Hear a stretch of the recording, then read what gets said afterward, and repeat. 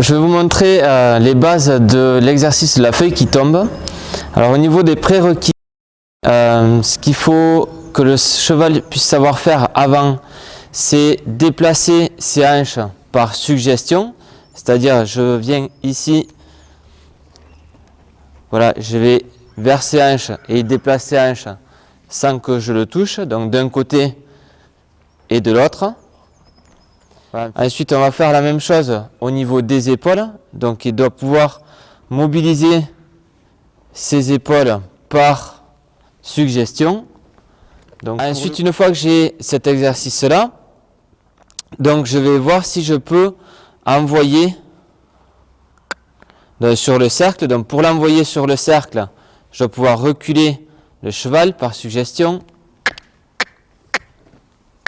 Très bien. Et est-ce que je peux ici envoyer déjà sur le cercle? Ok, d'un côté et de l'autre. Donc envoyer et désengager les postérieurs. Donc une fois que j'ai ces bases-là, on va pouvoir travailler l'exercice de la feuille qui tombe. Donc pour ça, il va falloir qu'on se mette donc une ligne droite, donc on va dire dans l'axe ici, voilà, jusqu'au milieu des deux lettres S et H. Et moi je vais marcher sur cette ligne tout le temps, donc en continu.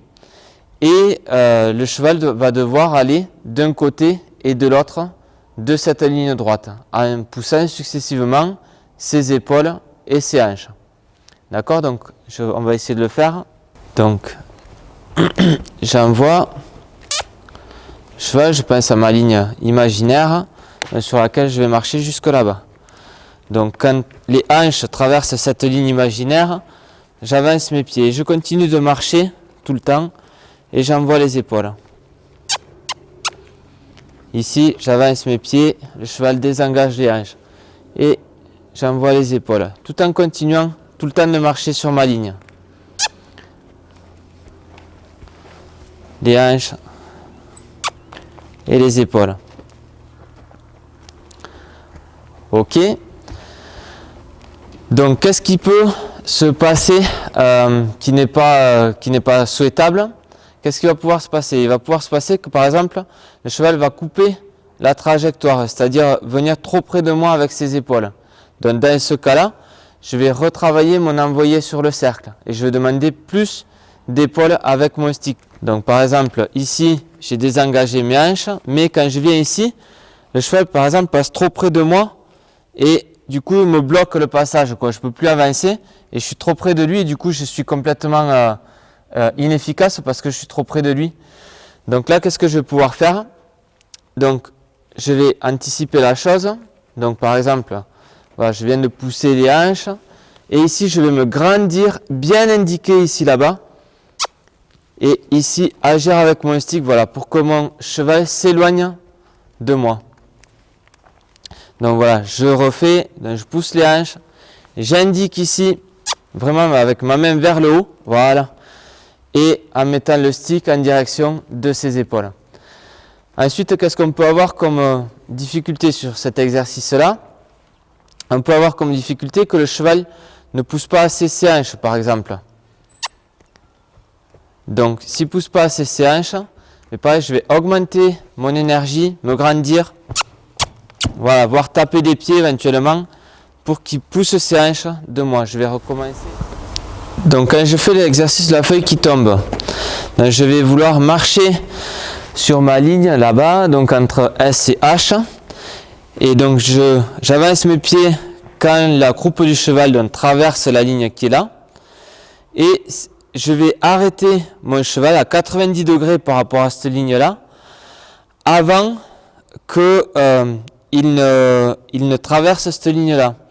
Donc si jamais le cheval ne s'arrêtait pas, c'est-à-dire il continue ici de traverser, mais je vais quand même continuer de désengager le postérieur jusqu'à ce qu'il soit arrêté dans la bonne situation. Là par exemple, elle est arrêtée, elle m'a sorti de ma ligne, donc je la remets hop, à sa place. Recule, voilà, et je renvoie. Très bien. Donc là, je vais faire exprès de refaire l'erreur.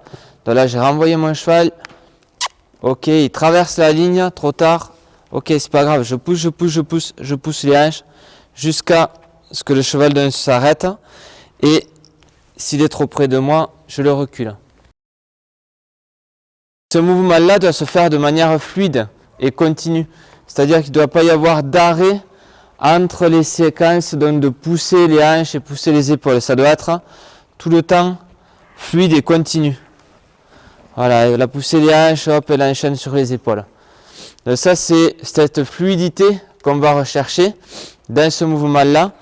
Et le fait que le cheval déplace ses hanches de 3 foulées, 1, 2, 3, et ses épaules de 3 foulées, 1, 2, 3, pour aller un petit peu plus loin de moi. Donc là, je recommence. 1, 2, 3, il a poussé les hanches. 1, 2, 3, il pousse les épaules. Et je recommence, voilà. Et donc, tout en continuant de marcher, tout le temps. Voilà, donc l'avantage de cet exercice, c'est qu'il permet d'une part d'assouplir le cheval, de faire en sorte qu'il soit aussi plus disponible puisqu'on va contrôler les différentes parties, que ce soit les épaules ou les hanches. Et ça va aussi servir quand on a un cheval qui par exemple est pas très connecté avec nous, beaucoup centré sur l'environnement, etc. Mais le fait de le solliciter comme ça, ses hanches, ses épaules successivement, ça peut se faire au pas, ça peut se faire au trot, mais le cheval va petit à petit se reconcentrer sur nous et beaucoup moins sur l'environnement.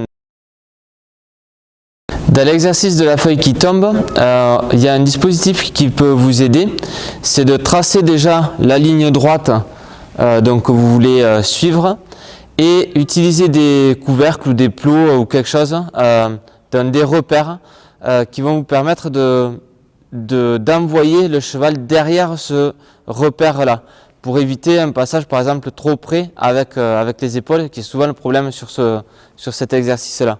Donc, je vais essayer de vous l'illustrer. Donc ici, marcher avec elle.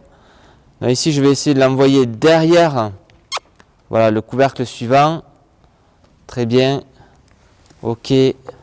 Là, je décompose. Évidemment, il faut faire ça en continuant de marcher. Et derrière le couvercle suivant. Voilà. Vous êtes sur un couvercle et vous envoyez derrière le couvercle suivant chaque fois. Donc, là, on peut faire un petit focus, si vous voulez, sur le changement de côté des outils. Ok. Tac, je lève ma main, je pousse le cheval jusqu'à 90 degrés. Et ici, je change le stick et la longe. Donc, je pose ici ma longe sur mon poignet. Moi, je me sers de la poignée du stick ici pour me faire entre guillemets un 6e doigt.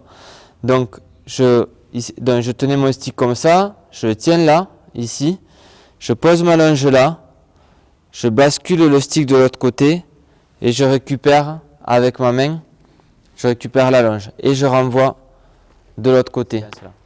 Voilà, donc j'espère que cette vidéo vous aura plu, qu'elle vous aura aidé et puis je vous souhaite bonne chance et bonne continuation avec vos chevaux. À bientôt.